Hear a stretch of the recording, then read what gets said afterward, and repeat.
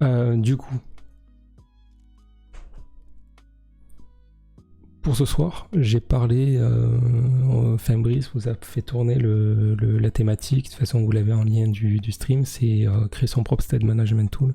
Alors c'est un grand mot, c'est peut-être un peu putaclic, je suis désolé, mais bon, on prend tous les moyens de bord pour vous faire venir. En fait, on va juste faire un console-log. On va juste apprendre comment faire des console-logs, quoi, c'est tout. Mais non, je déconne. Mais en vrai, on va... ça sera moyen de faire, on va dire, de se passer de Redux ou de Overmind ou d'autres systèmes de ce type-là, d'autres en utilisant, en fait, en faisant son propre state management pour des petits projets ou même des moyens projets, en utilisant en fait ce qu'il y a de natif sur React, c'est-à-dire context et use context qui va avec, ainsi que use reducer. Donc avant d'aborder ces deux concepts, on va avant de créer le tool, on va un peu voir comment ça se passe, comment créer, utiliser contexte, etc. De manière à ce que tout le monde soit à peu près égal, que tout le monde sache un peu ce qu'il en retourne pour pouvoir créer l'outil, quoi. Le petit tool.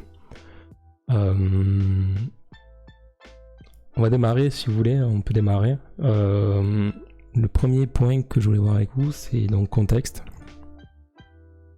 Contexte API de React, c'est pas nouveau. Il y a eu beaucoup de blabla quand c'est sorti, parce qu'effectivement, beaucoup de personnes ont dit que ça allait anéantir Redux, que Redux n'allait plus, il n'y aura plus d'utilité d'utiliser Redux, mais en fait, ça n'a pas été le cas. Contexte, c'est assez intéressant pour plein de situations. Pour faire une petite description, une définition assez simpliste et brève, contexte, ça permet en fait de faire passer des valeurs assez simplement sur l'ensemble de vos composants de votre app. Si je dois faire une comparaison avec ce que vous pouvez peut-être utiliser tous les jours, c'est-à-dire utiliser les props, si vous souhaitez par exemple sans contexte faire passer une props d'un composant A à un composant E par exemple, donc de A à E, chaque composant sont l'un dans l'autre, donc par exemple dans le composant A il y a le composant B, dans le composant B il y a le composant C, etc. Si vous voulez faire passer une valeur du composant A au composant E, vous êtes obligé de faire passer une props, des props sur chaque composant et faire l'escalier, quoi. C'est pas pratique, mais quand il n'y a pas le choix, il n'y a pas le choix. Alors avec contexte, si vous voulez faire passer du composant A au composant E, vous pouvez directement, il n'y a pas de souci, ça se fait très bien. Et ça, c'est une réelle force. Donc on va voir ensemble comment ça marche, contexte, avant d'utiliser use context, parce qu'effectivement use context, vous allez voir à la fin dans l'explication de contexte, c'est quelque chose qui se rajoute par-dessus, on va dire. Enfin, vous allez voir, de toute façon, rien de mieux que de coder pour comprendre. Du coup, contexte, comment ça fonctionne? Contexte, ça se passe en deux parties. Il y a une partie provider et une partie consumer. La partie provider permettra de fournir des valeurs aux composants qui sont en enfant, et le consumer permettra de récupérer, de lire ces fameuses valeurs, quoi. Mais avant ça, il faut créer le contexte. Donc pour l'exemple, on va faire un truc que tout le monde utilise en général quand ils font quand ils veulent mettre en place un dark mode sur leur site, d'accord. Ils utilisent contexte, donc on va faire un système de dark mode. On va pas aller dans la logique de créer un dark mode parce que c'est pas l'utilité, c'est pas le but du jour, de la soirée, pardon, mais en fait on va créer au moins le contexte qui permettrait de faire ça. Donc on va d'abord créer un fichier qu'on appelle theme context, voilà, pour être raccord. Et dans ce theme context, on va créer donc une variable et on va appeler une fonction qui est native à React, c'est createContext. D'accord. Alors, on va pas utiliser cet import là, on va faire un import plus sympa. Voilà. Et on fait un export de notre thème contexte. Bon là, j'ai pas grand chose à vous apprendre logiquement, à part qu'effectivement, il faut qu'on stocke bien entendu cette fameuse fonction create context, qu'on l'attribue en fait, pas qu'on la stocke, mais plutôt qu'on l'attribue à une variable qu'on appelle thème contexte par exemple, pour ensuite pouvoir se servir de cette variable là après quand on va utiliser notre fameux provider et consumer. Mais déjà pour la création de contexte, il n'y a rien d'autre à faire. Pour ce qu'on veut faire, déjà pour la base, il n'y a rien d'autre à faire. Ça marchera très bien comme ça. Et une fois que c'est fait, on va utiliser notre provider, parce qu'avant de consommer et de récupérer la valeur, il faut bien que la valeur soit passée. Donc pour utiliser notre provider, il faut d'abord décider où est-ce qu'on va le placer, notre provider. Parce qu'on peut le placer où on veut. Parce qu'en fait, ce provider, c'est à partir de là qu'on va faire transmettre nos valeurs. Donc je peux très bien décider de faire transmettre mes valeurs dans l'app, dans le composant app, pour le composant head, pardon. Mais n'empêche, je peux faire ce que je veux.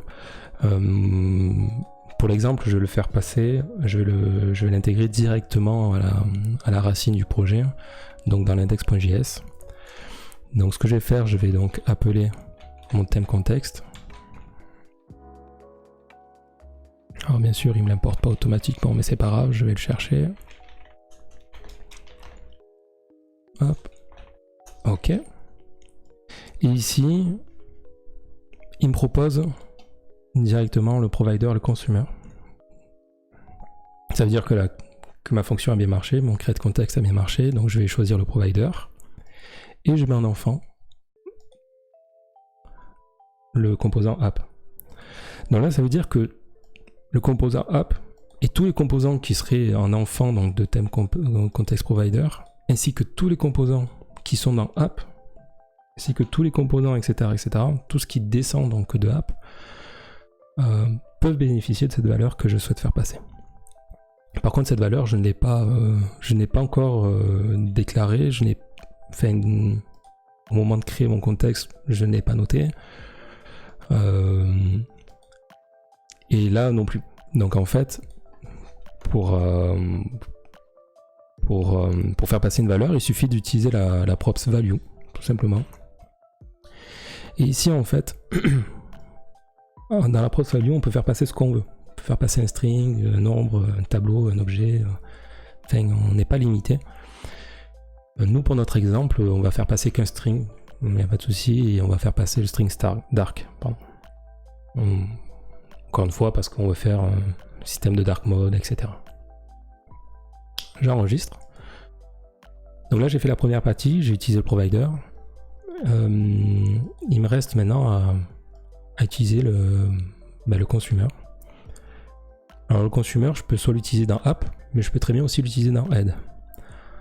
Ce que je vais faire, je vais l'utiliser dans head, c'est peut-être pas très logique, mais ça va vous permettre de bien comprendre qu'en fait, je peux aller profondément dans ma structure, dans mes composants, et j'arrive quand même à récupérer ma fameuse valeur d'arc.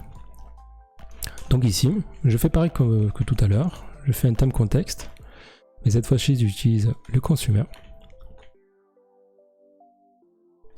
Et je mets mon contenu à l'intérieur. Et là, j'ai un message d'erreur. Il m'indique comme quoi render is not a function. En fait, le thème context.consumer, bon, je ne l'ai pas, il me l'indique pas là, mais ça utilise le render prop component. Ça utilise un render prop component. Alors, je ne vais pas rentrer dans les détails de ce que c'est, comment l'utiliser, etc. Je vais quand même le mettre en place, parce qu'effectivement, il le faut pour le faire fonctionner, mais je ne vais pas vous expliquer comment ça fonctionne et ce que c'est, parce que vous allez comprendre après, à l'utilisation du hook useContext. Mais typiquement, il me reste juste à créer mon render prop component. Donc, et entre les parenthèses, il me suffit en fait de déclarer donc le paramètre que je peux donner le nom dont je veux, hein, c'est classique, donc je vais l'appeler color par exemple. Et ensuite, dans mon titre, je peux récupérer la valeur de color qui est dark. Donc là, typiquement, je viens de récupérer la valeur que j'ai fait passer à la racine de mon app via le provider. Et j'ai pu le récupérer à un composant en dessous. Donc déjà, voilà comment fonctionne le contexte API. Comme vous avez pu le voir, c'est pas très compliqué. Et ça sera encore plus, et c'est encore plus simple lorsqu'on utilise le use context, le hook. Le hook, si je dis pas de bêtises, il est venu qu'après, peut-être en même temps, je veux pas dire de bêtises. Je crois qu'il est venu un peu après. Peut-être il y a des gens qui peuvent me confirmer. Mais ça sauve des vies. Parce qu'en fait, bon déjà, lorsqu'il y a un hook, si vous avez la possibilité de faire un render prop component ou un hook, déjà on est toujours tenté de faire un hook parce que c'est toujours beau gosse. C'est tellement plus simple, ça sauve des vies.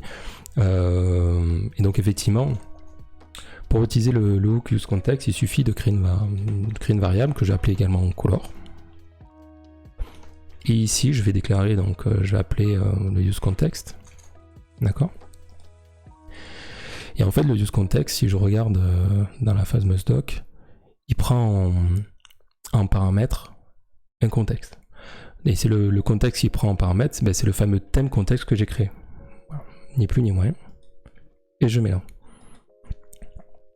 Là, je viens d'utiliser le use context. J'ai pas besoin de faire plus de choses. C'est-à-dire que là, je vais retirer le consumer ainsi que mon render prop component. C'était un peu à l'ancienne méthode. Hop, j'enregistre et ça marche également. Et comme vous pouvez le voir, c'est tellement plus facile d'utiliser un hook plutôt que d'intégrer à chaque fois le thème context.consumer ainsi que de transformer son composant en render prop component, etc. Voilà. Voilà comment on utilise context et ainsi que use context. Donc c'est pas plutôt bien pour démarrer le live, pas trop dur.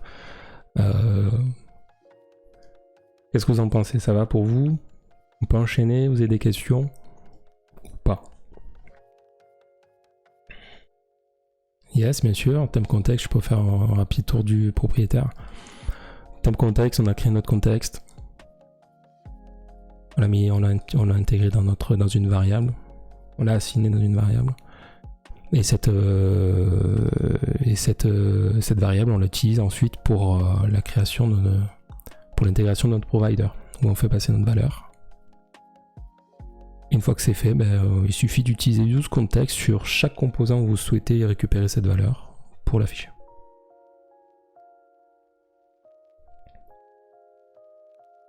On peut passer plusieurs variables. Je vois pas ce que tu veux dire par là. Alors soit tu veux parler ici de valeur sur les values. Alors tu peux faire passer un objet avec un objet immense avec beaucoup d'éléments. Et donc effectivement, ah oui, si c'est ça. Mais alors par exemple, je vais te donner un exemple. On peut faire passer un color de point d'arc par exemple. Et size, j'ai une bêtise, 16, d'accord. Alors c'est un objet, pardon. Hop. Et bien dans mon head, color, bon c'est plus color, on va mettre data. Et ici, c'est data.color. Et je peux récupérer donc le dark, ok. On n'est pas limité. Et juste pour une info supplémentaire, c'est que un contexte, on peut en utiliser plusieurs. On peut créer plusieurs contextes dans une app. On va le voir tout à l'heure avec le State Management Tool. On va créer 2 contextes. Donc c'est pas limité. On peut en créer autant qu'on veut et ça sépare les valeurs dans chaque contexte, etc. C'est utile pour certains cas d'app, etc. Ça dépend. Typiquement, par exemple, moi j'ai travaillé sur un projet où on avait Overmind dessus. J'ai dû mettre en place une feature, c'était un genre de clone, c'était un clone de Typeform, donc création de formulaires avec des questions, des types de questions, des options de type de questions avec de la logique sur chaque question, des branches, etc. Et ça me semblait plus judicieux. Ce que j'ai fait, j'ai préféré mettre ma logique dans un contexte séparé de l'overmind, de toute la logique du reste de l'app, quoi. Donc voilà.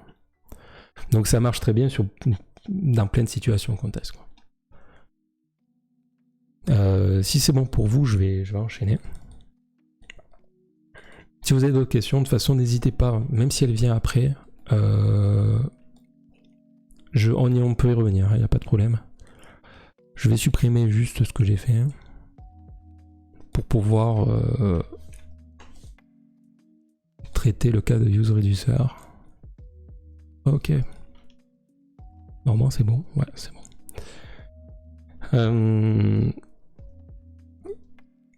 J'ai l'impression que vous êtes plus là, parce qu'il n'y a plus beaucoup de discussions. Ça parle pas beaucoup, ça réfléchit beaucoup, on dirait. Ça fait bizarre. On va maintenant voir pour... ouais, c'est bien. C'est bien, Coco. Parce que tu sais, il y a... j'aurais pas dû le dire, mais il y a une interrogation, un interrogatoire à la fin. Hein. Bon, mais ça va, c'est parfait, ça va. Alors, maintenant on va voir le cas de useReducer. useReducer, alors c'est vraiment le hook qui fait le plus peur, je pense, de tous les hooks de React, parce qu'en vrai, il faut taper du code, il y a des termes qui font peur, il faut quand même taper du code, etc. Enfin, pour arriver à utiliser un useReducer, enfin. Mais en fait, ça fait pas peur.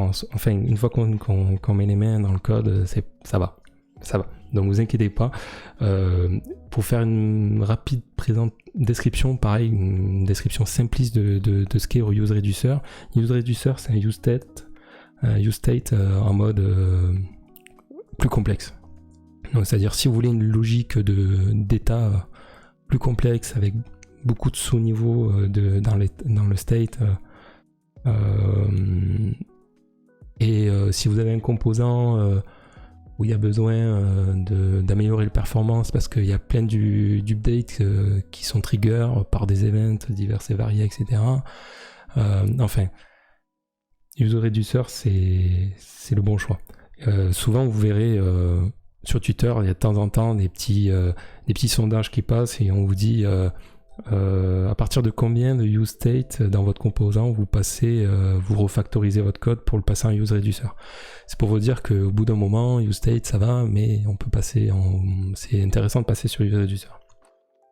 Ça veut pas dire que use state est useless, non, mais ça dépend des cas, quoi. Donc on va d'abord voir ensemble à quoi ressemble la syntaxe donc de useReducer. Ce que je vais faire, vous allez voir, on va même faire un truc beau gosse. On va créer un useState, d'accord? useState par défaut.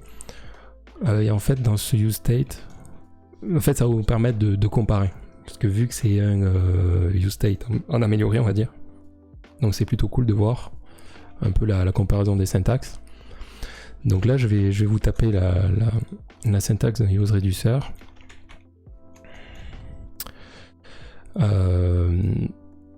Alors, le useReducer, il prend plusieurs paramètres. Nous, on va en avoir que 2. C'est bien pour la plupart des cas. Moi, j'en ai jamais utilisé plus. Je vais pas vous expliquer les autres paramètres. On va se contenter de ça. Le premier paramètre qui prend en compte, c'est le reducer. On va voir ensemble ce que c'est que le reducer. Et le deuxième paramètre, c'est l'initial state. Ok. Alors, l'initial state, c'est l'état par défaut. C'est-à-dire que l'initial state, c'est ça. Ok, c'est par exemple ici, j'ai 8. Ok. Donc en fait, dans mon useReducer, l'initial state, ça équivaut au 8 d'un useState, d'accord? Pour faire simpliste, pour vous compreniez. Le reducer, c'est une fonction qui va contenir plusieurs actions qui vont nous permettre de modifier notre state, d'accord?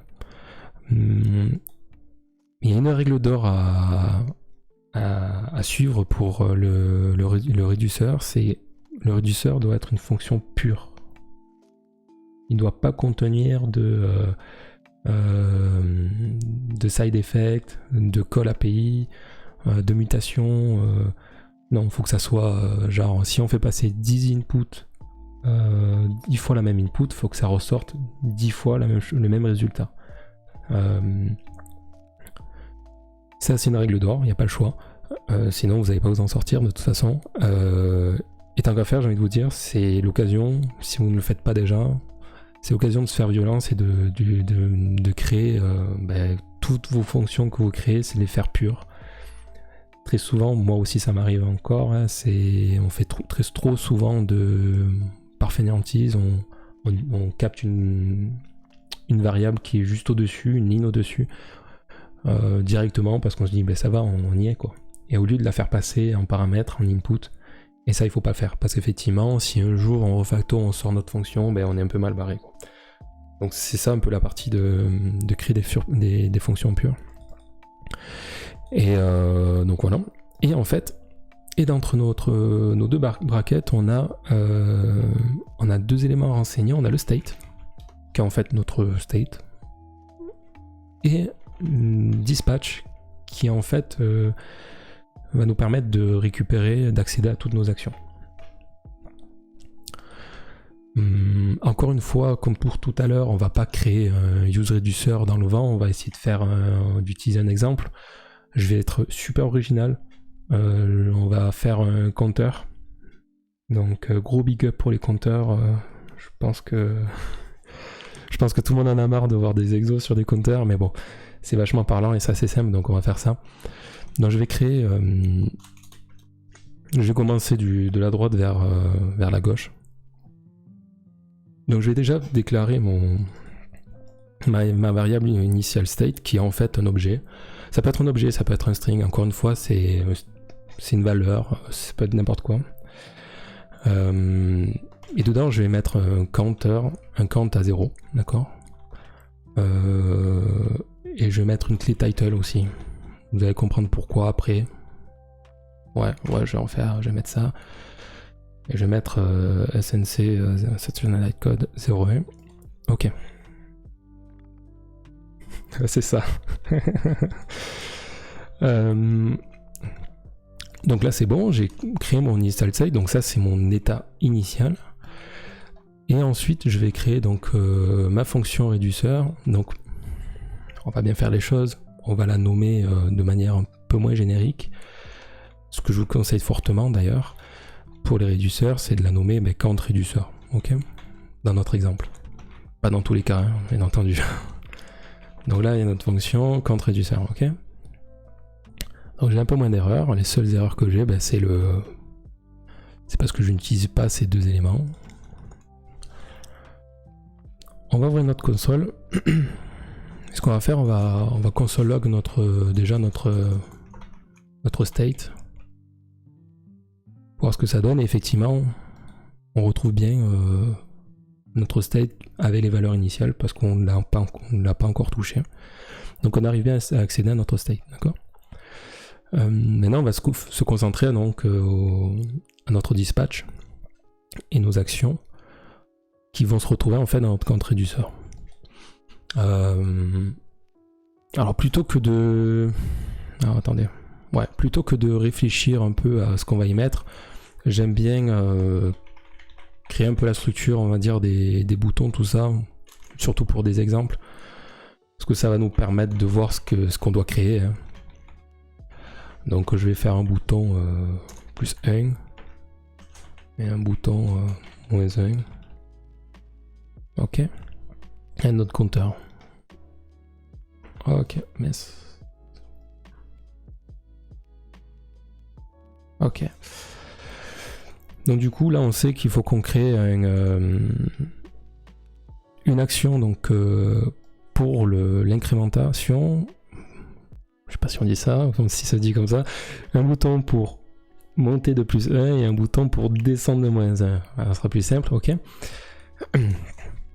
Alors, dans notre compteur, dans notre réduceur, pour intégrer l'ensemble de nos actions, il est de bonne pratique d'utiliser un switch. Et vous allez comprendre pourquoi. Je vais un peu le mettre en forme comme j'aime bien le mettre. Donc Donc dans notre switch, alors pour ceux qui connaissent pas trop le switch, je vais faire un rapide tour, mais bon, vite fait. Dans notre switch, en fait, on a entre parenthèses l'élément qu'on doit observer pour en fait passer dans une case ou dans un autre case. Ok. Donc là, qu'est-ce que je mets? Je peux pas le deviner tant que je n'ai pas en fait adopté la bonne structure, on va dire, de mes paramètres, c'est-à-dire qu'en fait, mes paramètres prennent toujours les paramètres d'un réducteur qui se met bien là, et d'une fonction qui s'ajoute bien dans l'emplacement du réducteur du paramètre useReducer. On a bien deux paramètres qui sont le state et action, d'accord? Je sais, Brice, je sais que t'aimes pas les switches, mais tu vas voir. Je pense, moi aussi j'aimais pas les switches, mais pour les réducteurs, tu vas faire copain-copain. Tu verras. Donc en premier paramètre on a state, en deuxième paramètre on a l'action, et on va utiliser en fait l'objet action, et on va en fait observer la clé type de l'action. Alors vous allez me dire, mais je sors d'où cet objet action? Je sors de nulle part, c'est un peu nul. Ne vous inquiétez pas, on va le retrouver à un moment. Quand on va utiliser notre dispatch, on va le retrouver. Je laisse ce point-là de côté. Et en fait, dans nos cas, on va nommer nos actions qu'on a. Dans le premier cas, on a un increment, et dans le deuxième cas, on a un decrement. Ok.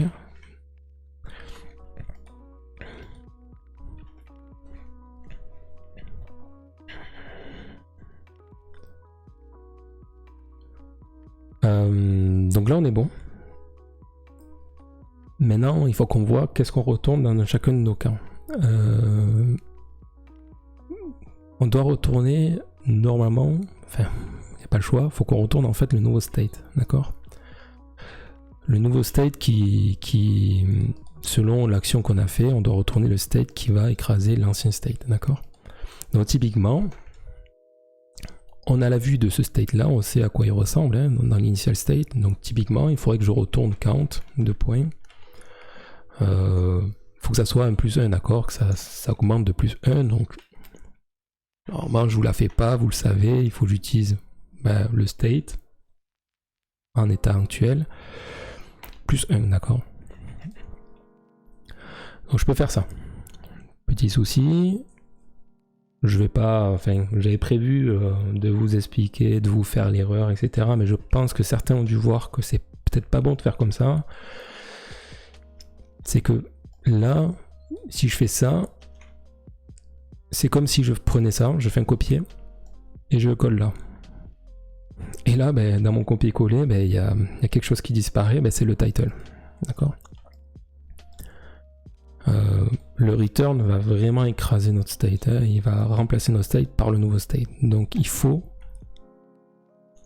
copier notre state actuel et remplacer la clé qu'on souhaite mettre à jour, d'accord? Et donc ce cas-là, effectivement, j'ai la même chose, on va dire, pour le décrément, sauf que c'est pas un plus 1, c'est un moins 1, ok? Donc là, je viens de créer mes actions. Oui, effectivement, Brice Bren, c'est un gros avantage de voir, de savoir faire son propre state management, parce qu'en vrai, tu sais faire ça, tu comprends la logique de Redux, enfin le plus gros de la base de Redux, donc t'es pas perdu. C'est un bon moyen, si tu veux, de connaître Redux en fait. Donc maintenant, il nous reste à justement à utiliser ces actions-là. Donc il suffit d'utiliser le dispatch qu'on a juste au-dessus, qui n'est pas encore utilisé. On fait un dispatch, et le dispatch en fait est une fonction qui prend pour paramètre un objet. Et cet objet c'est quoi? Vous l'avez peut-être tapé dans le mille, mais l'objet c'est l'action. C'est cet objet-là, d'accord? Donc je sais très bien qu'il y a une clé, il observe une clé, c'est la clé type, avec comme valeur incrément ou décrément. Donc là par exemple je suis sur un plus 1, il me suffit de faire un type de point incrément, ok? J'enregistre. Et là, mon bouton s'augmente, enfin mon compteur s'augmente. J'ai plus qu'à récupérer ça également. Tac, je fais un décrément. Et ça marche aussi. Ok.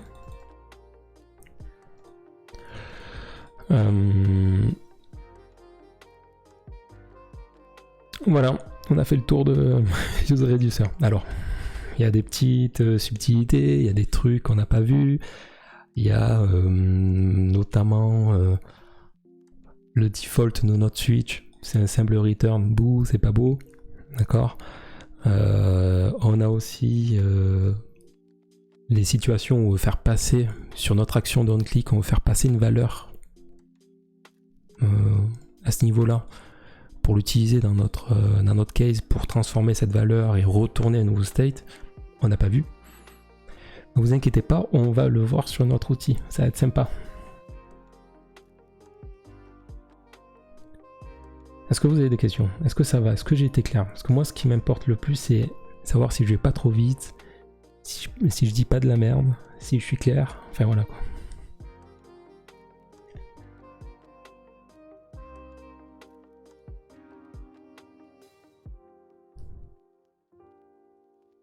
Si vous avez la flemme d'écrire, balancez un petit cœur quoi.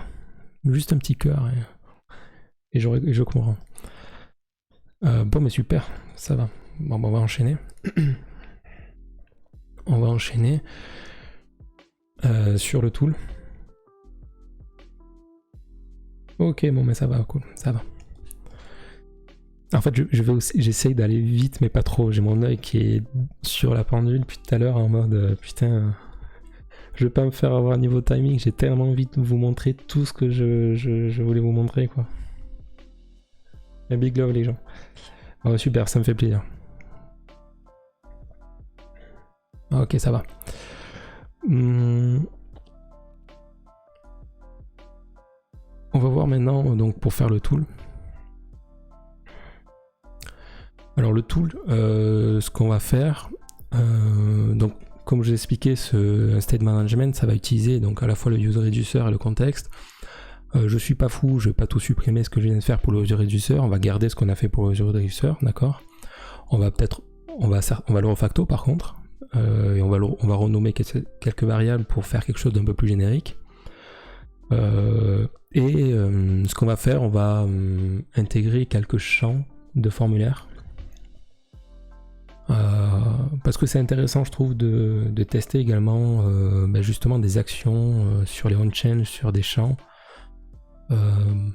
Parce que c'est très souvent ce cas-là où, par exemple, on a un formulaire de 10 champs. Si on utilise un useState basique, on se retrouve avec très certainement un useState par champ. Alors je sais qu'à useState, il y a toujours moyen d'éviter de faire ça, mais il y en a qui font comme ça. Et ça, c'est horrible. Et effectivement, enfin, c'est horrible. C'est pas moche en soi, mais c'est horrible après à en maintenir, à coder. En fait, c'est chiant, quoi. Donc rien de mieux que d'utiliser useReducer pour ça. Donc on va ajouter à notre tool quelques champs pour tester comment ça marche le form. Salut TheTest92. Salut Eric, pardon. J'espère que tu vas bien.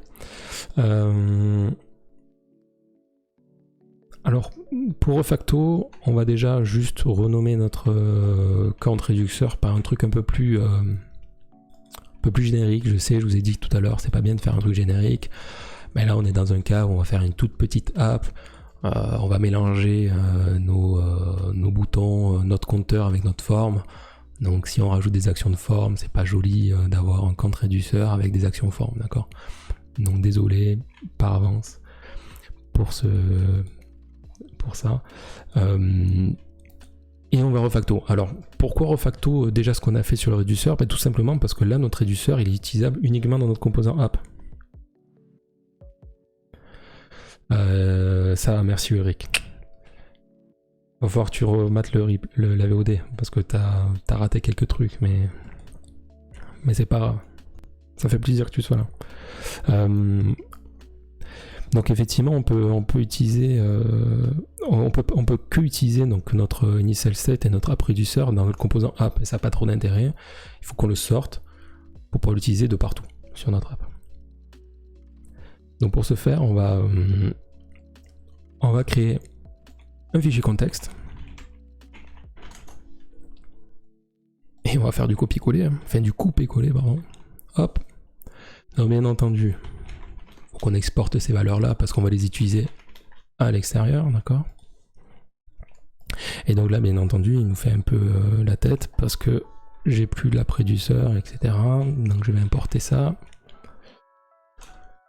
From context.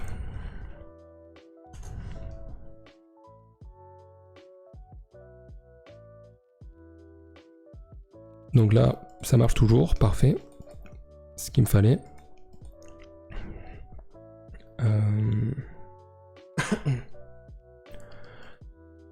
J'ai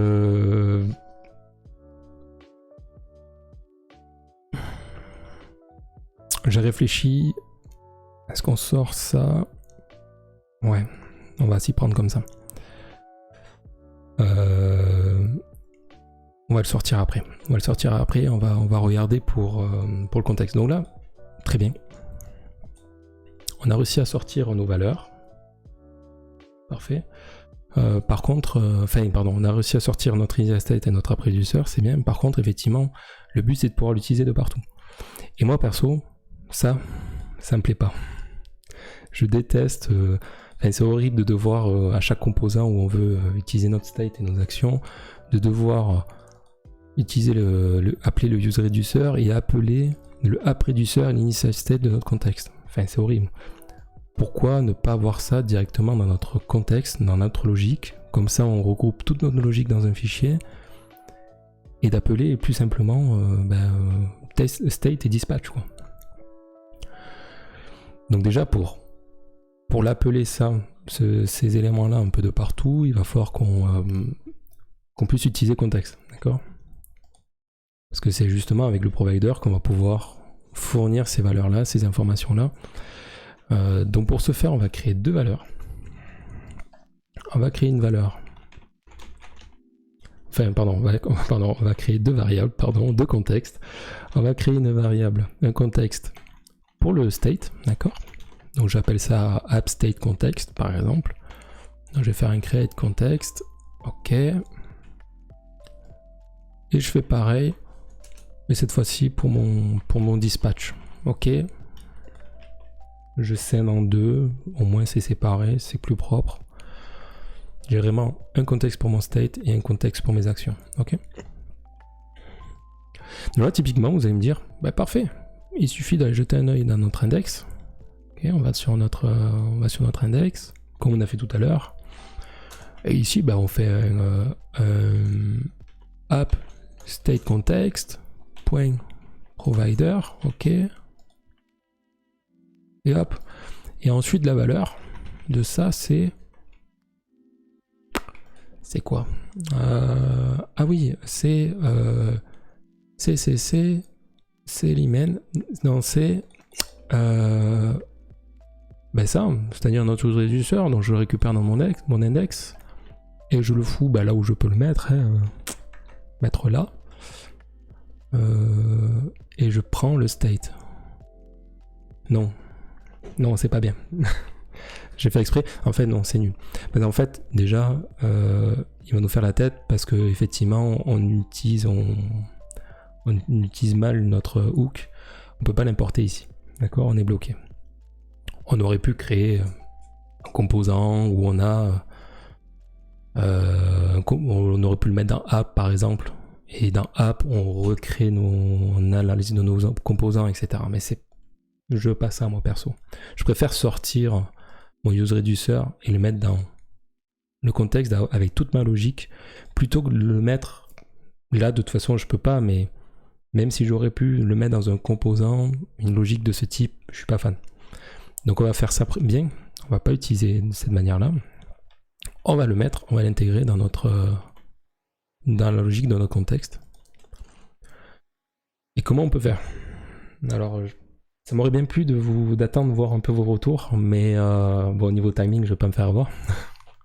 Donc du coup, j'attends pas vos retours. Gardez-le en tête, votre idée, et si c'est bon, vous pouvez frimer et dire ouais, je le savais. Donc pour ce faire, en fait, on va créer un composant AppProvider.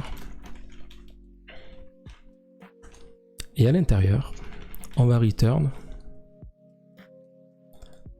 notre appStateContext.provider dont la valeur est égale à, je ne sais pas encore, on va voir, enfin vous le savez, mais... Et on va appeler également notre appDispatchContext.provider dont la valeur est égale à quelque chose. Et on referme là, ok.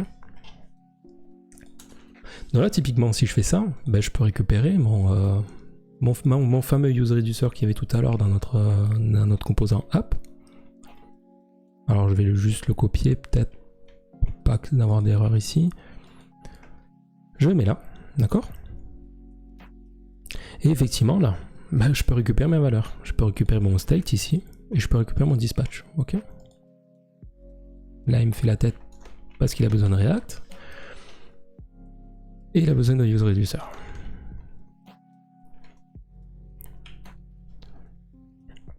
Ok. Et j'exporte ma fonction. Enfin, mon composant, pardon. Du coup, là, j'ai la bonne forme, la forme que je veux. J'ai créé mes deux contextes avec mon state et mes actions que je peux faire passer du coup sur toute l'app. Mais pour l'intégrer donc là où je souhaitais, c'est-à-dire dans mon fichier index, ben, il suffit que j'utilise la prop children. Normalement vous connaissez, si vous ne connaissez pas, ne vous inquiétez pas, c'est pas de souci. Hein. Prop children, une prop qui est dont le nom est bien défini, c'est pas React, et ça permet en fait de récupérer, vous allez voir, cette valeur, c'est-à-dire que là je vais appeler mon composant appProvider, je vais le mettre ici, hop. Donc effectivement, moi j'ai children, ça équivaut à ça, c'est-à-dire que je peux avoir un ou plusieurs composants, et c'est tous ces composants qui seront dedans qui vont bénéficier de appProvider, donc c'est-à-dire de mes valeurs de mon contexte et de mes valeurs de mes deux contextes. Ok. Donc là j'ai fait la première partie de mon contexte avec le provider, un peu comme tout à l'heure. Je vais maintenant, je vais pas utiliser le consumer parce qu'on est de la nouvelle génération, nous. On fait du use, on fait des hooks. Donc là je peux très bien faire un const state est égal à useContext pour récupérer mon app state context, ok, et faire pareil pour le dispatch. Donc si je fais dispatch, app dispatch context, d'accord. Donc ça c'est des choses. Alors je vais supprimer ça, tout ce qui me sert plus à rien de tout à l'heure. Hop. Ok. Donc là en fait c'est ce qu'on a vu tout à l'heure quand on a créé, on a vu comment fonctionnait un contexte, c'est la même chose. Donc là c'est le consumer, je récupère mes valeurs ici, effectivement ça marche encore, ça marche très bien. Ok. Petit souci, je sais pas, vous avez peut-être remarqué, c'est que tout à l'heure on avait qu'une ligne ici avec notre useReducer. On appelait également deux valeurs en haut, on importait, voilà. Et là en fait on a régressé quoi, c'est-à-dire on importe toujours deux valeurs et en plus de ça, en fait on doit appeler, on doit faire deux useContext. C'est vraiment pas pratique, c'est encore, enfin c'est pas mieux quoi, c'est guère mieux quoi. C'est peut-être même pire. Donc on va améliorer le truc. Ce qu'on peut faire en fait, c'est on peut créer éventuellement un custom hook. Alors ça c'est le petit bonus de la soirée. Je sais pas si vous savez comment créer un custom hook, mais bon, vous allez voir, c'est pas compliqué en soi. Moi ce qui m'intéresse, c'est qu'en fait ces valeurs-là, moi j'ai pas envie de rappeler à chaque fois useContext. Ça m'intéresse pas. Ça m'intéresse pas parce qu'à chaque fois il faut que je rappelle les deux contextes en question, je les importe, etc. Moi j'ai envie d'importer qu'un seul truc, c'est mon custom hook, et qu'à l'intérieur j'ai state et dispatch. Basta. Moi je suis tranquille. On va faire ça, c'est tout simple. On va aller dans notre contexte ici. Et là donc je vais créer un custom hook que je vais appeler useApp. Alors pour info, pour ceux qui n'ont jamais créé de custom hook, pour créer un custom hook, il suffit d'employer le terme use au début. Et ensuite utiliser le fameux camel case, si je dis pas de bêtises, pour nommer comme vous le souhaitez votre hook, mais il faut toujours faut que ça démarre toujours par use. Pourquoi? Parce qu'en fait, il y a des règles avec les hooks, ça s'en fait partie. Et justement, le fait d'adopter cela, ça va vous permettre de, si jamais vous créez mal votre hook, si vous l'intégrez mal, etc., vous aurez des avertissements de React. Parce qu'il sera détecté que ça, c'est un hook. D'accord? Donc là, c'est mon custom hook. Et mon custom hook, qu'est-ce que je veux que je fasse? En fait, moi, ce que j'avais là, alors attendez, excusez-moi, je vais faire ça. Hop. Hop. Ok, c'est mieux. Donc là, ce que j'avais à droite, alors par ici, pardon, hop, ce que j'avais à gauche, dans mon app.js, dans mon composant.js, ça je ne voulais plus. Ça je ne veux plus. Je veux m'en débarrasser, le mettre plutôt dans ma logique de contexte. Donc je sais ce que je vais faire. Je vais récupérer uniquement ce qui m'intéresse, parce que bon, la variable state, je m'en fous un peu. Et en fait, je vais retourner mes deux valeurs, mes deux use context, ici, d'accord? Donc là, il n'est pas content parce qu'effectivement, je ne l'ai pas importé, c'est bon. Et mon use app, il n'est pas content parce qu'il faut que je l'exporte, ok? Donc là, en fait, je viens tout simplement de dire que si j'utilise use app, en fait, ce que je retourne, c'est mes deux contextes, c'est mes deux consommateurs, d'accord? De mes deux states. Donc là, typiquement, je peux supprimer ça. Ici, j'appelle juste use app, ok? Et donc là, j'ai plus qu'à faire ça. J'ai plus qu'à créer un state, à mettre state et dispatch est égal à use app. J'enregistre. J'ai même plus besoin de mon use context tout en haut. Et normalement, ça va fonctionner. Donc là, typiquement, vous voyez que déjà, on a un code, mais vraiment beaucoup plus agréable à lire. Notamment dans nos composants où on va utiliser notre state et nos actions, quoi. C'est-à-dire que vous imaginez, vous créez un nouveau composant où vous avez besoin d'accéder au state et à des actions. Il vous suffit de créer cette ligne.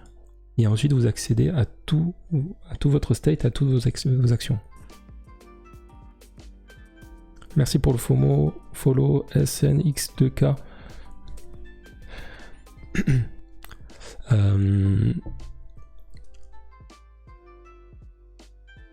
Alors, il y a juste une petite... Parce que là, je vois qu'au niveau timing, on est plutôt pas mal.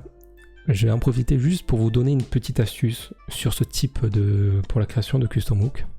Quand vous devez retourner, par exemple, une valeur de ce type-là, enfin des valeurs comme celle-ci, on a deux manières de pouvoir les utiliser. On a des manières d'utiliser avec des brackets. Donc sous forme d'arrêt.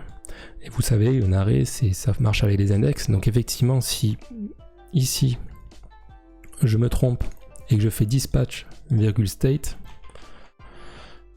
vous allez dire l'erreur de débutant, mais ça peut arriver. On peut se dire, ah ben non, moi j'aime bien, moi je suis un peu maniaque sur l'ordre des imports au niveau des noms, etc.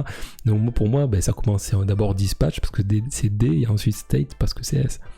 Mais en vrai, c'est pas bon parce que je l'avais codé au départ. Le premier, à l'index 0, c'est state, à l'index 1, c'est dispatch. Donc effectivement, là, ça inverse tout. J'essaie de faire quelque chose, ça déconne. Ok ? Donc, il faut faire attention à l'utilisation de ces types-là en bracket. Un autre point où il faut faire attention, c'est que par exemple là, j'ai pas besoin du state de ce composant. Par exemple ici, non, je me sers pas de mon state. Ok. Du coup, je peux pas faire ça parce que ça revient au même. Parce que lui, l'index 0, c'est state, quoi. Donc ça va pas passer. Donc pour faire fonctionner le truc, c'est qu'en fait, il faudrait que je fasse ça, c'est que je mets une virgule. Là, pour lui, il sait que dispatch, c'est en index 1, et en index 0, il n'y a rien, il n'y a pas de message d'erreur en me disant que c'est pas utilisé. Au moins, mon IDE, il est content lorsque je compile. Mais en vrai, faut être honnête, c'est moche, quoi. Ça, c'est moche. Moi, perso, j'aime pas. Mettre une virgule après une braquette, c'est pas stylé. Donc pour ça, il y a une autre manière d'utiliser, de déstructurer donc notre use app, notre custom hook. C'est au niveau de notre return ici, c'est de ne pas utiliser des brackets, Enfin, pas utiliser des brackets, mais plutôt des curly braces, ok. Donc un objet, de retourner un objet, et de mettre par exemple, pour le premier, la clé c'est state, pardon, hop. Et le deuxième c'est dispatch.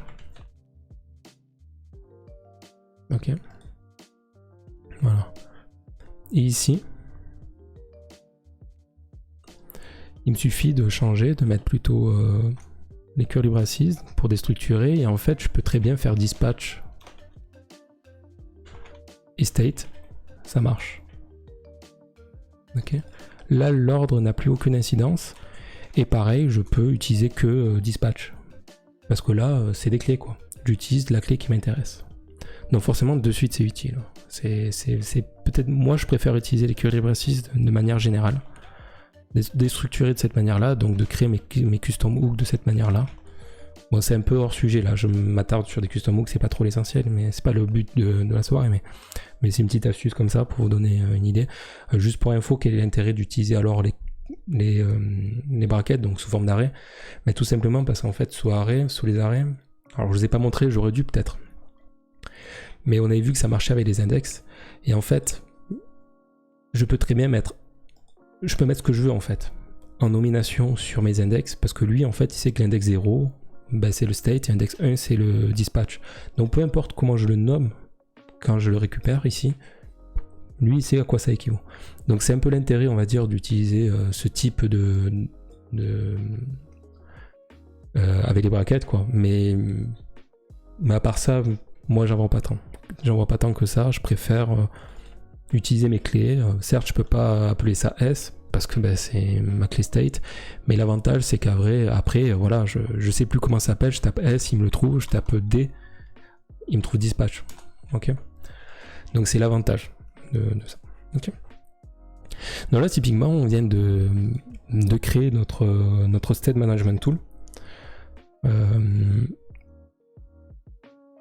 Donc encore une fois, on peut utiliser ça où on veut. Donc par exemple, je vais mettre sur, pour vous donner un autre exemple, je vais sur Head, je copie ça, je colle ça, pardon. Alors je vais importer, bien entendu, useApp, useApp from context, ok. Et là, j'ai besoin que du state. Et ici, je vais rajouter justement state.title. Et effectivement, ici, on le retrouve bien, on trouve bien notre state, voilà, sans avoir eu besoin de faire passer des props, etc. Et je peux utiliser ça où je veux, quoi. Juste cette ligne de code, je peux l'utiliser où je veux. Donc c'est plutôt pas mal. Est-ce que vous avez des questions déjà sur ce que je viens de voir? Parce que là, je suis allé peut-être très vite. On n'a pas encore vu pour le formulaire. Ça va être un petit bonus. Vous allez voir, c'est assez sexy. On peut faire des trucs sexy. En sachant, bon, il y a des choses que j'ai pas encore abordées. Le payload pour les actions, le default pour le switch. Enfin voilà. Mais déjà, est-ce que ça va pour vous?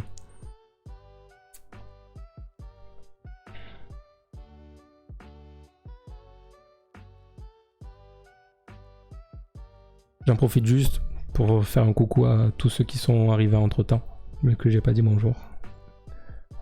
Merci d'être là, ça fait plaisir. Ok, bon, ça va. Pas de questions. Mais vous comprenez tout, en fait, vous avez le niveau, mais... Enfin, quoi ça sert enfin, quel est l'intérêt d'être là? Vous êtes trop fort, en fait. Bon, mais tant mieux. Tant mieux si ça va, que ça vous intéresse. Super.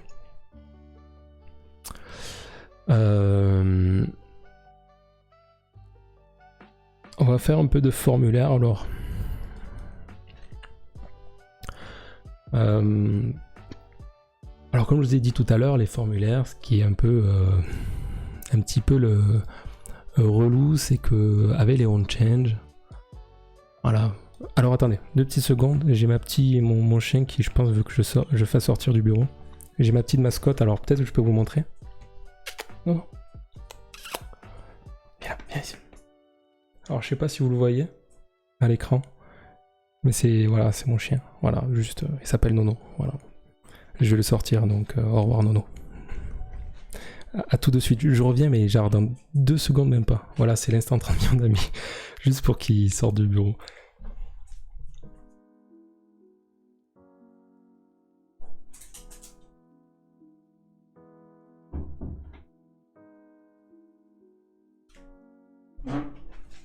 Ah, me revoilà.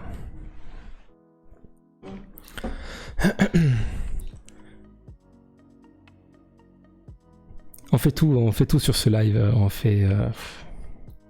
c'est animaux et compagnie. Enfin voilà, c'est...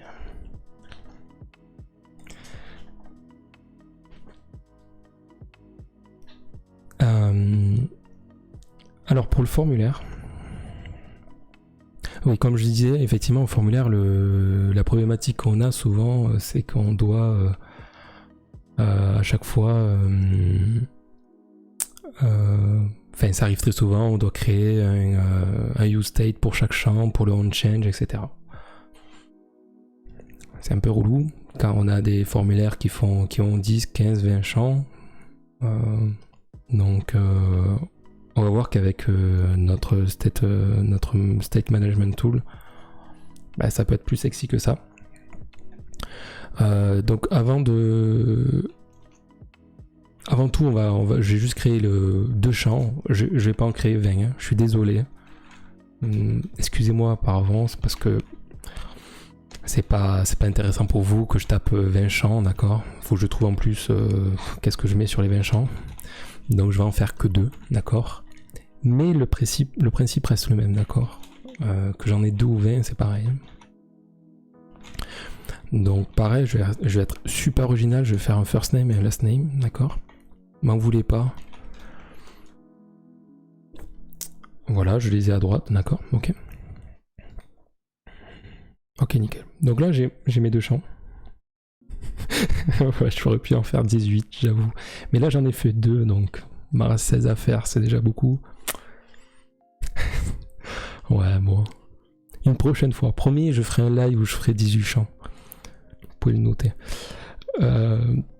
Du coup, là, on a nos deux champs. On a nos 2 champs. Putain, en fait, j'y pense. Ce live là pour le moment ce soir, c'est vachement sérieux parce que bon, c'est pas grave. On verra. Enfin, revenez. J'espère que ça vous plaît et que vous aurez l'occasion de revenir, notamment pour les sessions un peu plus chill, parce qu'en vrai, on a plus le temps de discuter, de dire des conneries. Et puis, j'avais préparé des choses un peu rigolotes, quoi. Mais bon, là, ça se prête pas parce que on est très sérieux, quoi, et on essaye d'apprendre, mais oui, 18 champs, ouais, 18 champs. Alors du coup, excusez-moi, je suis en train de taper le code sans vous expliquer. Donc effectivement, j'ai créé mes 2 champs, pardon, de formulaires, mes 2 fields, mes 2 inputs. Et donc en fait, dans mon contexte, au niveau de mon initial state, je vais définir quelles sont mes valeurs initiales de mes 2 champs. Donc effectivement, j'ai créé une clé form qui est en fait un objet, et à l'intérieur il y a 2 clés, il y aura donc first name qui contient une valeur vide, un string vide, et last name qui va contenir mon nom de famille Persia, d'accord, pour l'exemple. Donc ça c'est fait, j'ai créé mon initial state. Je vais donc du coup sur chacun de mes champs récupérer ces valeurs. Donc plutôt quoi, state.form.firstName, c'est un petit peu abusé, donc je vais déstructurer tout ça. On va faire firstName, lastName est égal à state.form, d'accord, donc je déstructure ces valeurs-là pour gagner du temps, pour que ça soit plus lisible. Et là c'est lastName. Voilà, ok. Donc là, je viens d'utiliser mes valeurs qui se trouvent dans mon initial state. Effectivement, je retrouve bien Persia sur mon formulaire, d'accord. Il faut maintenant que je m'attelle au niveau des actions. Donc, je vais créer une nouvelle action ici. Donc, je vais créer un nouveau cas que j'ai appelé pardon, ouais. Je vais appeler update field, par exemple. Et ici, je vais devoir modifier mon state en fonction. Donc, de base, je sais qu'il faut que je retourne toujours mon state, sinon je vais tout perdre. Je vais modifier mon objet, ma clé form, qui est un objet. Et dans cet objet, on sait qu'il y a plusieurs clés. Il y aura first name, il y a last name, mais il y en a d'autres. Et il y a les 18 autres qui sont imaginaires, d'accord? Donc moi, je ne veux pas perdre de la même principe que sur mon state au premier niveau de mon objet du state. Je ne veux pas perdre count et title ici, mais pour form, je ne veux pas perdre mes autres clés. Donc effectivement, je vais copier mon state.form. Et ici, typiquement, il faut que je modifie par exemple first name, d'accord? Donc là, first name, je vais le modifier par Steven. Le but, c'est de faire ça, ok? Alors pour faire ça, bah, effectivement, c'est des valeurs qui sont dynamiques, que ce soit la clé ou la valeur. Donc ces valeurs, il faut que je les récupère ici, d'accord? Ces données-là. Donc pour les récupérer ici, il faut que j'utilise un payload, d'accord? Donc moi j'aime bien l'appeler comme ça parce que c'est des données qui sont chargées, que j'envoie. Mais ça peut être des paramètres, ou je ne sais quoi, vous le nommez comme vous voulez. Mais c'est vrai, je pense que c'est la bonne pratique d'utiliser payload pour les réduceurs, quoi. Donc j'ai utilisé une action.payload. Donc en fait, une action.payload, c'est une clé supplémentaire à l'action, d'accord, à action. Et l'action, on sait que c'est quelque chose qu'on retrouve dans notre dispatch ici, parce qu'on retrouve le type, d'accord, la clé type.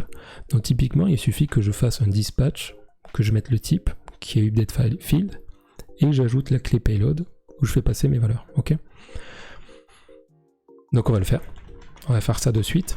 Donc je fais un onChange. Donc onChange dispatch. Non, attendez, je vais enregistrer ça, je vais fermer. Ok.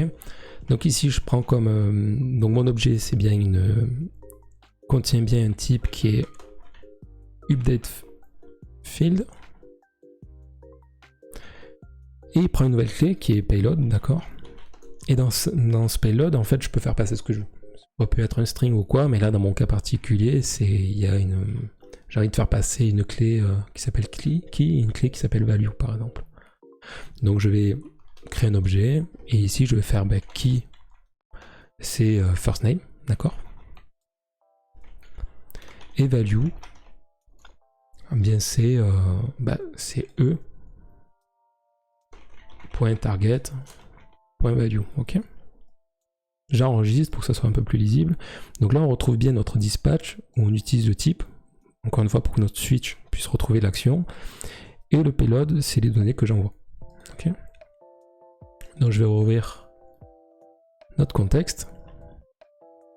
Et donc ici, dans update field, il suffit de récupérer, par exemple à ce niveau-là, donc l'action.value. Pardon, action.payload.value. Ok. Et pour le first name, je peux faire une action.payload.key. Ok. Et on va, parce que nous, on fait pas les choses à moitié, ça prend 2 secondes. On va déstructurer ça parce que c'est pas très joli. Un action.payload, ok. Donc ça sera plus clair. Ok. Du coup, on va tester. Hop. Ici, j'ajoute une valeur. Je retrouve bien, comme on peut le voir, la mise à jour de mon champ. Okay, sans perdre les autres données. Okay, si je rajoute un compteur, j'ai mon compteur 1 et je perds pas mes données. D'accord. Donc parfait, en fait il me suffit typiquement de réutiliser ça pour mon autre input et c'est bon, mais enfin c'est pas joli quoi, c'est pas du tout joli, parce qu'en vrai notre code il va retrouver, si on avait un champ ça sera ça quoi, sur 20 champs, c'est un peu, c'est dégueulis quoi. Donc ce qu'on va faire, on va créer une toute petite fonction qu'on appelle onChange par exemple. On va récupérer notre dispatch.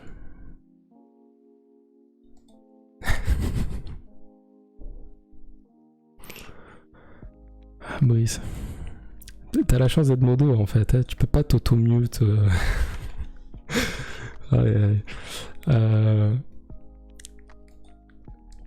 Non, elle est bien. Franchement, c'est un bon jeu de mots. C'est digne des jeux de mots que je fais. Donc en fait ici, sur notre on-change, il suffit en fait de récupérer notre valeur. Vous allez me dire, bah oui, mais on sait faire ça. Mais regardez, on peut faire un truc sympa. Si vous connaissez pas, après si vous connaissez, autant pour moi. Donc je vais passer en paramètre E, donc l'event de notre input. Donc là c'est bon, j'ai bien le e.target.value. Sauf que moi ce qui me reloue c'est... vous voyez, si je vais utiliser là le onChange. Ok. Moi ce qui me reloue c'est qu'en fait je peux pas faire ça. Typiquement là je mets onChange. Certes j'arrive à récupérer le .target.value, mais j'ai pas envie de devoir faire ça et faire passer une autre clé pour le first name. Non, c'est relou. Donc en fait je peux utiliser l'attribut name de l'input qui se récupère en fait en e.target.name, d'accord? Ce qui fait que là j'ai ma fonction qui est entièrement dynamique. Et du coup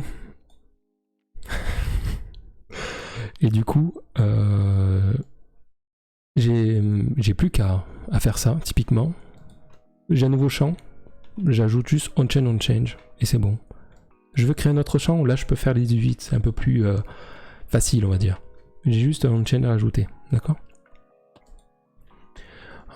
Et on peut déstructurer aussi quoi, ok?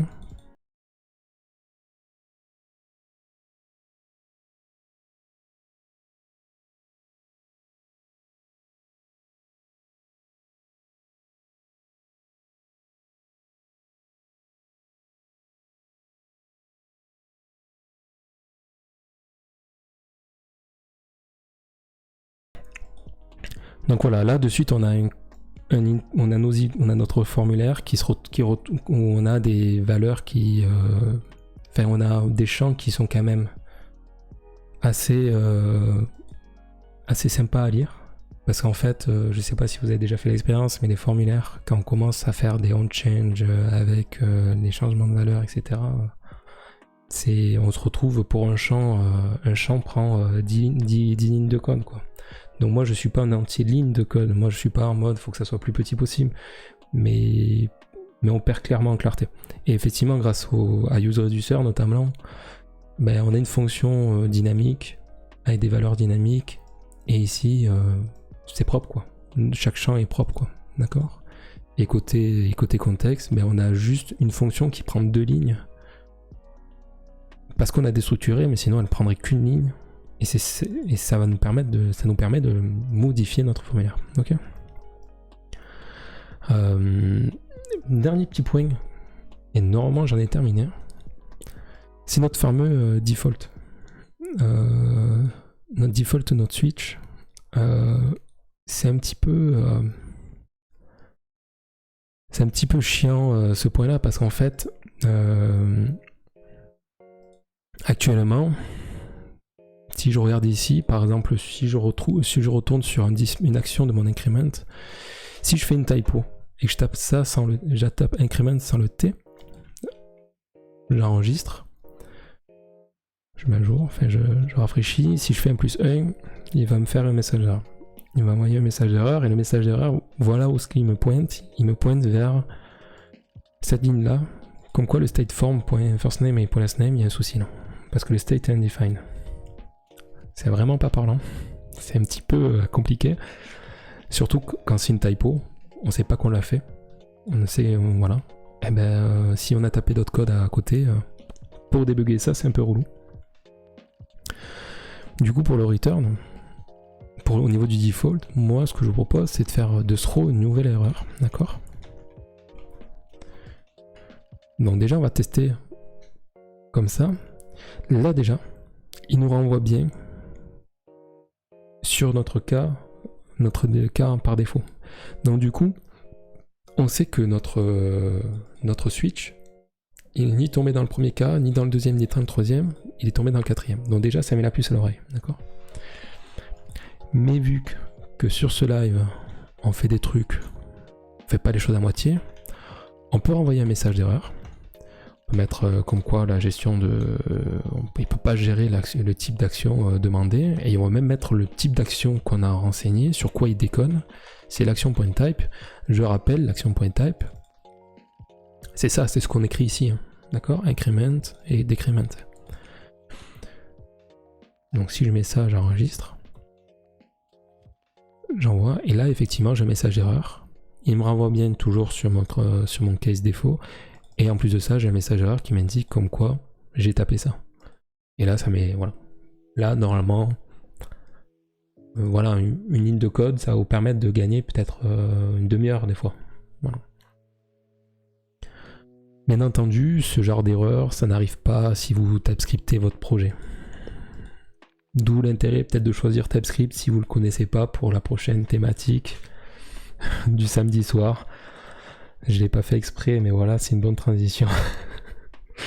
mais c'est vrai que si vous typez vos actions type, bah automatiquement ici, quand vous allez faire ça, il va vous sortir toutes vos actions et vous avez juste à taper la première lettre, vous tapez sur entrée et vous intégrez sans faire de faute d'orthographe. Donc ce throw de throw une nouvelle erreur ici. C'est overkill si vous avez TypeScript, quoi, limite, tu vois, vous voyez. Mais bon. Ah bon, tu sais, j'ai même pas regardé. Mais... Ah oui, effectivement, il y a eu aucun vote à part sur TypeScript. Ok. Effectivement, ouais, les retardataires, n'hésitez pas à voter parce qu'en fait, il n'y a eu que 5 votes sur les 16 personnes qui regardent. Donc si vous n'êtes pas inscrit sur Twitch, c'est encore l'occasion, le live n'est pas terminé. Vous pouvez y accéder pour faire un point d'exclamation, vote, espace, le numéro de votre choix. J'ai l'impression d'être Nikos dans The Voice, où j'ai dit taper 1 pour voter. Mais bon, en vrai, voilà, si vous voulez... si TypeScript ça vous plaît pas, faites-le savoir, quoi. Et comme ça, potentiellement, ça peut être sur un autre sujet. Si bien entendu, ce format vous plaît. Mais je pense qu'on a fait le tour du... voilà. C'est aussi ça, oui, Brice, j'avais oublié. Ouais, il y a aussi ce cas de figure. Mais je pense qu'on a fait le tour donc, de comment créer son Style Manager Tool. J'espère que c'est ce que vous attendiez, que vous n'étiez pas fait de fausses idées. Sinon, ben, tant pis. Désolé. J'espère aussi que ça vous a pas trop fait réfléchir. Et puis moi ce que je vous propose, c'est ce qu'on vient de faire là, c'est de le refaire sur un projet ou de le pratiquer. Parce que vraiment, le pratiquer c'est l'adopter. Alors faites-le quoi, franchement je vous le conseille.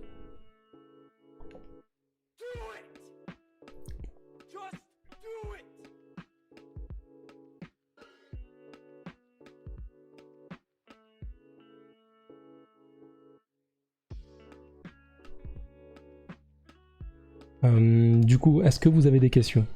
Même si ça n'a pas forcément à voir avec ce qu'on a abordé, est-ce qu'il y a des choses qui en ressort ou des questions sur la potentielle prochaine thématique qui sera certainement sur TypeScript?